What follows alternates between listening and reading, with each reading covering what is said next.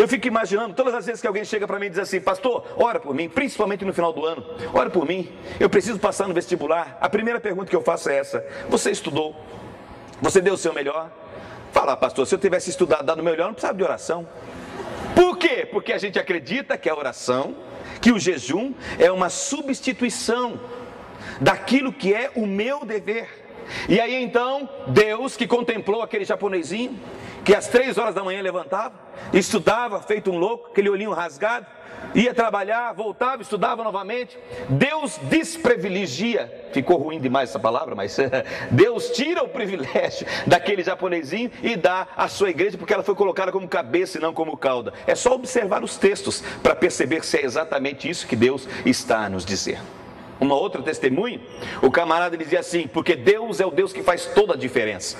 Deus é o Deus que ministra, e quando ministra, as coisas acontecem. Até aí, nenhum problema. Até aí a frase é verdadeira. O problema é o modo dele aplicá-la. Agora, ele vai dar a aplicação. As aplicações é que são interessantíssimas. Ele dizia assim: quem aqui sabe que Deus faz a diferença? Aí uma senhora levantou a mão e falou: vem aqui, minha querida, venha dar o seu testemunho. E aí ela veio dar o testemunho dela. Você diz que Deus faz a diferença ou não faz? Deus faz a diferença. Ok. E já que Deus faz a diferença, conta para mim, o que foi que aconteceu que Deus fez toda a diferença? Ela fala: pastor, lá no meu prédio, dizia ela, estava infestado de baratas, todo o meu condomínio, baratas por todos os lugares. Nós já havíamos chamado o pessoal da dedetização, nós já havíamos feito tantas coisas, mas deixa eu dizer uma coisa: eu vim naquela reunião, no dia que eu pisei nesta igreja, eu me lembrei das baratas, e aí eu fui até o Senhor e pedi, e o Senhor me deu óleo, aquele óleo ungido. Eu fico pensando o que é um óleo ungido, mas aí o Senhor me deu óleo ungido, e eu peguei aquele óleo maravilhoso, ungi os umbrais da porta, ungi ao redor do ralo da pia, ungi ao redor do ralo do banheiro,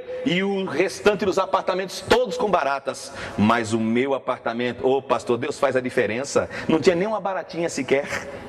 Não é verdade? Deus agora não é o dedetizador das nossas casas. Não é uma coisa maravilhosa, irmãos? Temos um Deus que nos sirva nesse patamar, nessa dimensão. Não é interessante, queridos? E isto eu pergunto a vocês: o que é que isto tem a ver com o Evangelho?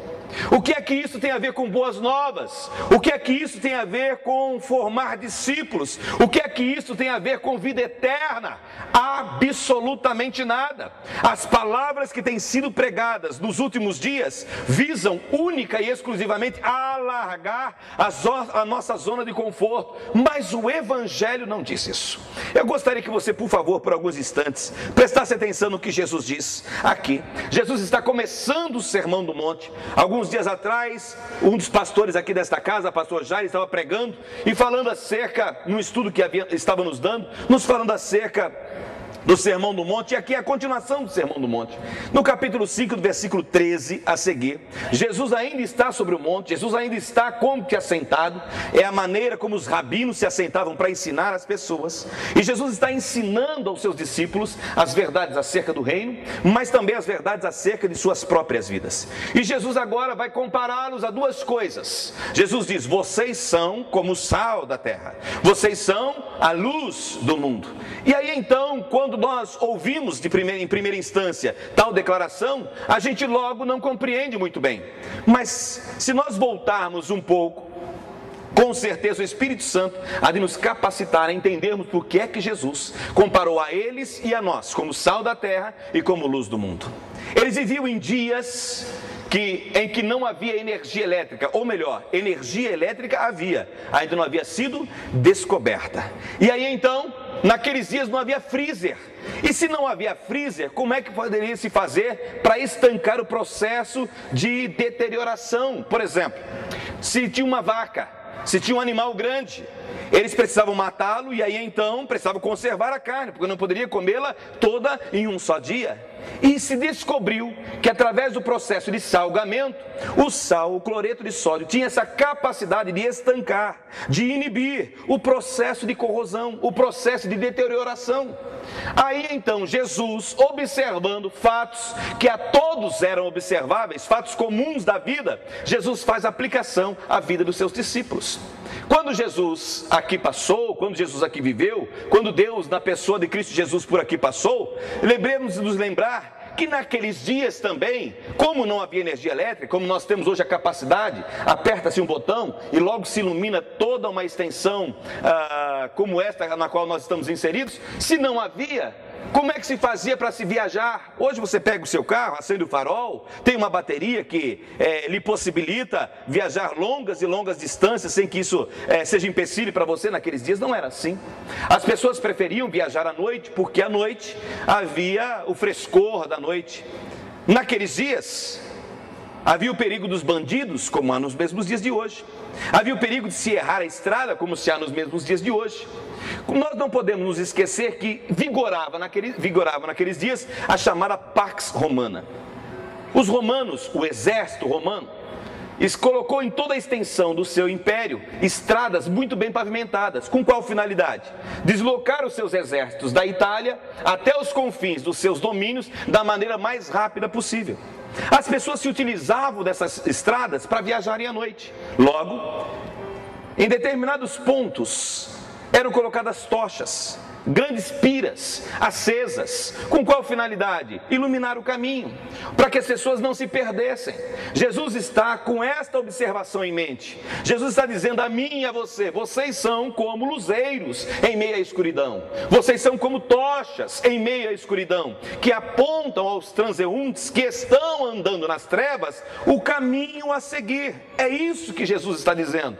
Então, quando Jesus nos comparou com o sal, não nos comparou com algo barato. Tanto é que o Império Romano se utilizava de sal para pagar os soldados. Daí advém a palavra salário. Logo, queridos, quando Jesus disse que nós éramos o sal da terra, Jesus sabia do que estava dizendo. Quando Jesus disse que nós éramos como cidades edificadas sobre os montes, Jesus sabia do que estava falando e todos que o ouviam compreendiam de modo claro e objetivo. Me lembrei agora, falando de montes, que uma certa vez a irmã disse assim: pastor, vamos orar no monte? Eu disse: mas é claro que vamos, orar no monte? Orar no monte é uma bênção, vamos sim. Eu só quero lhe fazer uma pergunta. Ela disse: qual? Ela disse assim: pastor, nós vamos... Ele perguntou: qual é a pergunta, pastor? Eu disse: por que orar no monte? Ela disse assim: pastor, essa pergunta é fácil. Nós vamos orar no monte porque Jesus orou no monte. Jesus nos deu exemplo para orarmos no monte. Eu disse: irmã, então não vou não. Ela falou: por quê? Eu falei: irmã, porque se Jesus queria orar, tinha que ser no monte. Ela falou: por quê? Porque eu falei: lá só tem monte, irmã. Não existe um palmo de terra lá que não seja monte. Mas Jesus, que sabia que nem em todo lugar do mundo há monte para subir-se e para orar, Jesus disse assim: quando você for orar, vá para o seu quarto, tranca a porta. Por quê? Porque nem em todo lugar tem monte, mas em todo lugar tem quarto. E se não houver quarto, sempre encontrará um lugar para você buscar a presença de Deus. Seja no monte, seja no vale, seja no quarto. O importante é buscar a presença de Deus. É o problema de quando nós nos vemos como luzeiros. Na verdade, em outras palavras, se fosse nos dias de hoje, em que essa luminosidade não tem tanto significado quanto tinha naqueles dias, Jesus estaria nos dizendo: vocês são como placas de indicação. Vocês são os outdoors de Deus. Vocês são aqueles que anunciam que há um caminho correto a seguir. Muitas vezes o caminho, nós nos confundimos como placas de indicação, nós nos confundimos com o caminho. A Igreja Batista da Paz não é o caminho.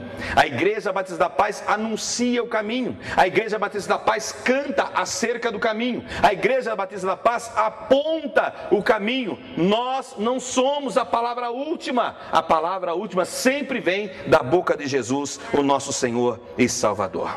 Sabendo disso, pensando assim, olhando por esta ótica, nós precisamos aprender algumas coisas. Qual será o segredo para que nós não vivamos em vão? Qual será o segredo para que a gente, olhando para trás, quando a nossa vida estiver a ponto de terminar, a gente possa dizer: valeu a pena viver, valeu a pena andar por aqui, porque deixei as minhas marcas, e as marcas as quais deixei, ou pelo menos intento deixar, precisam ser aquelas marcas que Deus traçou para a minha vida. Se Ele me comparou ao sal e à luz, Ele tem os seus motivos. Primeiro, Jesus nos comparou ao sal, porque o sal é justamente o elemento que estanca o avanço da putrefação. Queridos, se eu colocar o sal distante da carne, ainda que ele tenha propriedades para estancar, de nada valerá. É por isso que o sal precisa estar embrenhado, é por isso que o sal precisa estar misturado, é por isso que o sal precisa estar aderido à carne deste mundo. O que é que Jesus está dizendo? Que a igreja passou durante muitos e muitos anos dizendo assim: